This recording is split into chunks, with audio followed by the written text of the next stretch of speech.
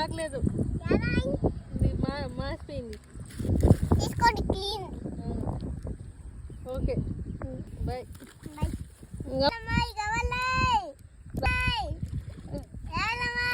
ఎంతమ్మా గవ్వల కేజీ? 5 రూపీసా?